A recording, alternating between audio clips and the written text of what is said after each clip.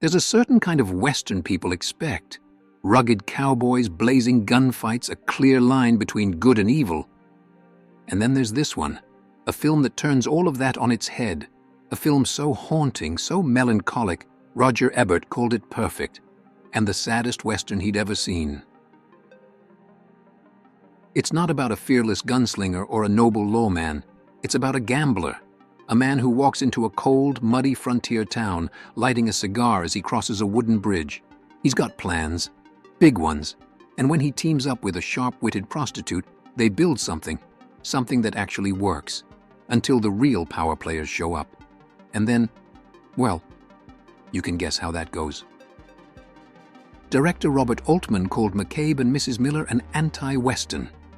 But this film didn't start out as a masterpiece. In fact, it almost didn't happen at all.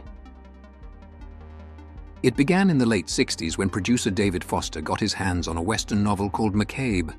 Funny enough, he wasn't even looking for it. He was in Paris trying to secure the rights to something completely different. But on his way out, an agent handed him this book, casually mentioning that John Huston and Roman Polanski were interested. That was enough to make Foster read it on the plane ride home, and by the time he landed, the deal was done. At first, the film was headed in a much more conventional direction. The original script turned the story into a straightforward Hollywood Western, until Altman got involved. He scrapped that version and brought in Brian McKay to rewrite it with him. McKay, by the way, had just gotten out of prison for stealing money orders. But that didn't matter to Altman. What mattered was getting the story right. Altman wasn't interested in heroic cowboys or epic showdowns. He wanted something that felt true to life. In most Westerns, the hero stands tall, confident. Not here.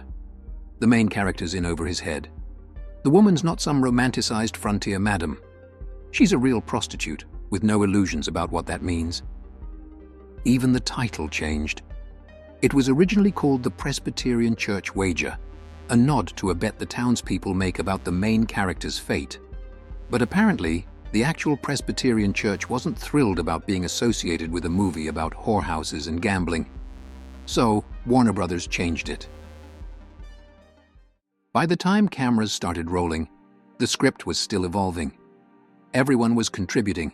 Actors, writers, even Julie Christie, who played Mrs. Miller, rewrote a lot of her own dialogue.